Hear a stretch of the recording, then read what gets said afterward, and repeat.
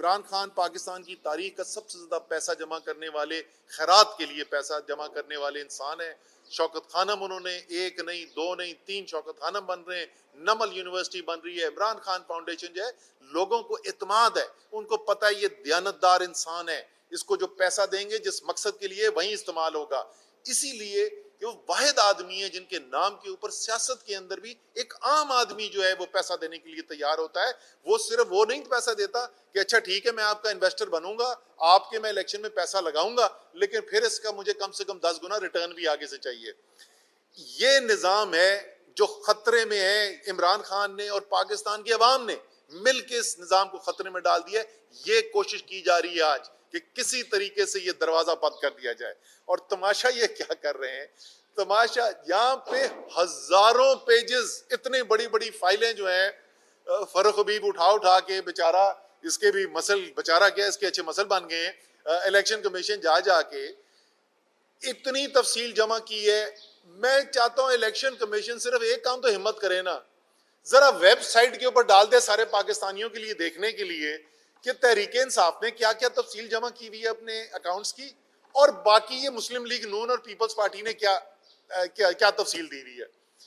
हराम का पैसा, उनके ऊपर ये पार्टियां चल रही हैं।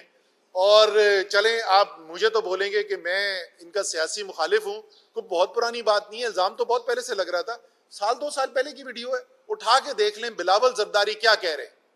बिलावल जरदारी कह रहा है कि नवाज शरीफ ने पैसा लिया उसामा बिन लादन से बेनजीर की हुकूमत गिराने के लिए।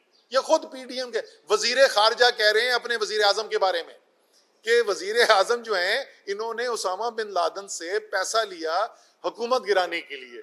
इसी तरीके से दूसरी जो पार्टियां हैं उनके ऊपर भी ये इल्जामात हैं, और एक नहीं बड़ी लंबी फहरिस्त है। उन पार्टियों का मुकाबला कर रहे हैं और आप बोल रहे हैं कि जो फलाना आया था उसके अंदर जो है ना, ये कॉमा ठीक नहीं था और फुल स्टॉप ठीक नहीं था। मैं भी आता हूँ अभी स्पेसिफिक, लेकिन मेरे ख्याल में अगर किसी को शक था कि ये इलेक्शन कमीशन जो है ये जानिबदार है, ये एक सियासी हरीफ है, ये अब रियासती इदारा नहीं रहा, ये एक सियासी हरीफ है, ये पीडीएम के अलायंस का पार्टनर है, इसमें आज के बाद ये शक बिल्कुल ही खत्म हो जाना चाहिए। अच्छा है, सच जो है खुल के सामने आ जाना चाहिए। जो जो जहां पर खड़ा हुआ है और जिसकी जो हकीकत है वो आवाम के सामने आश्कार हो जाना, ये भी भला है। ये कोई आज के फैसले से कोई परेशानी की बात नहीं है। उन सब लोगों को जरूर मैं ताज़ियत करना चाहता हूं जो इस इंतजार में बैठे थे कि तहरीक इंसाफ के खिलाफ इलेक्शन कमीशन कोई फैसला करेगी जिससे तहरीक इंसाफ की जो पाबंदी लगा दी जाएगी, और आज के बाद तहरीक इंसाफ का नामो निशान खत्म हो जाएगा और इमरान खान की सियासत खत्म हो जाएगी। तो इतनी हिम्मत जो है वो इलेक्शन कमीशन को भी नहीं हुई कि इतना को घटिया फैसला दे सकें। कोशिश उन्होंने बड़ी की है, लेकिन यहाँ तक वो भी नहीं पहुंचे। तो कम से कम वो कहानी जो 6 साल से चला रहे थे वो तो खत्म हो गई। अब आ जाए जी, 3 ठोस इल्जामात लगाए क्या है अपने फैसले के अंदर। उन्होंने क्या 3 चीजें कही है कि क्या खराबी की गई है। पहले उन्होंने कहा जी अनडिस्क्लोज्ड अकाउंट्स थे, वो तमाम अकाउंट्स जो हैं वो डिस्क्लोज किए जा चुके हैं, उनकी तमाम तफसील दी जा चुकी है। पैसा किधर से आया, कितना खर्च हुआ, कब खर्च हुआ, वो तमाम दी जा चुकी है। वो तमाम सबमिशंस जो की गई हैं रिकॉर्ड के अंदर, वो तमाम को नजरअंदाज करके आज फैसला किया गया। ऐसे लगता है कि ये फैसला आज से 6 साल पहले लिखा गया था। तमाम रिकॉर्ड्स, मैं दोबारा रिपीट कर रहा हूं, उनकी तफसील जो है वो दे दी गई है। उसके अंदर कोई ममनुआ फंडिंग का कोई सवाल पैदा नहीं होता। तो ये एक तो पहली बात। तो और अगर जैसे मैंने कहा, मैं तो कह रहा हूं वेबसाइट पे लगा दें, चढ़ा दें वेबसाइट के ऊपर तहरीक इंसाफ ने जो तमाम तफसील दी हुई है, और अवाम खुद फैसला कर लें कि ये तफसील क्या काफ़ी है या नहीं है। लेकिन साथ साथ पीपल्स पार्टी और मुस्लिम लीग नून के अकाउंट ज़रूर लगाएं, उन्होंने जो तफसील जमा की है वो भी लगाएं, ताकि कौम देख सके कि कौन सी पार्टी किधर खड़ी हुई है। दूसरा इल्ज़ाम वो ये लगाते हैं कि प्रोहिबिटेड सोर्सेज हैं। आप ज़रा सुने, ये कितना बड़ा, ये मजाक नहीं है, ये कितनी बड़ी साजिश पाकिस्तान के अवाम के साथ करने की कोशिश की जा रही है। अमेरिका में, बरतानिया में, कनाडा में तरीक़ेकार है फंड रेजिंग का, उनका कानून वाज़े करता है। उसके अंदर साफ तौर पे लिखा हुआ है कि आपने एक मखसूस मकसद के लिए कंपनी बनानी है। उस कंपनी के अंदर तमाम जो है वो जो डोनेशंस आएंगी वो उसके अंदर जमा होंगी, और सालाना उसकी रिपोर्टिंग की जाएगी, जो वहाँ की अथॉरिटीज़ हैं, वहाँ की हुकूमत की एजेंसीज़ हैं, उनको आपने ये पूरी फहरिस्त देनी है, किसने पैसा दिया, कितना पैसा दिया, कब पैसा दिया, ये तमाम रिपोर्टिंग करनी है। अमेरिका में वो फारा एजेंसी वहाँ पर किया जाता है, और अमेरिका के अंदर जहाँ सबसे ज़्यादा पैसा जहाँ से आता है वो पीटीआई एलएलसी के नाम से जो पैसा लेने के लिए जो इदारा बना हुआ है वो रजिस्टर्ड है। अब वो पैसा सारा जो सारे का सारा इंडिविजुअल का वहाँ पे आ रहा है और वो तमाम डिस्क्लोज्ड है उसके अंदर। वो कहते हैं कि ये पीटीआई एलएलसी का जो पैसा है ये कंपनी का पैसा इसलिए नहीं दिया जा सकता। साफ साफ अल्फाज में वो ये कह रहे हैं कि आइंदा तहरीक इंसाफ नहीं, कोई पाकिस्तान की सियासी पार्टी एक आम पाकिस्तानी से जो मुल्क से बाहर रहता है उससे पैसा नहीं ले सकती। ये साफ साफ ये कह रहे हैं, ये कह रहे हैं कि पाकिस्तान में अवाम की जमहूर की सियासत नहीं इजाजत दी जाएगी। सिर्फ पाकिस्तान में सियासत करने की इजाजत उनको होगी जिनके पास हराम की दौलत है, जिनके पास इन्वेस्टर्स हैं जो पैसा लगाएंगे और फिर इक़्तिदार में आके पैसा कमाएंगे। और साथ मजाक ये कि वो अमेरिका के जो कानून है वो पीटीआई एलएलसी वाले वो उसमें कहते हैं कि जी अमेरिका के भी कानून की खिलाफ वर्जी हुई है और बैरूनी मुल्क, तुम चौधरी हो अमेरिका के, वो उनकी हर साल रिपोर्टिंग हो रही है, वो कह नहीं रहे कि कोई कानून की खिलाफ वर्जी हो रही है। यहां से बैठे इनको पता है कि अमेरिका के कानून की खिलाफ वर्जी हो रही है।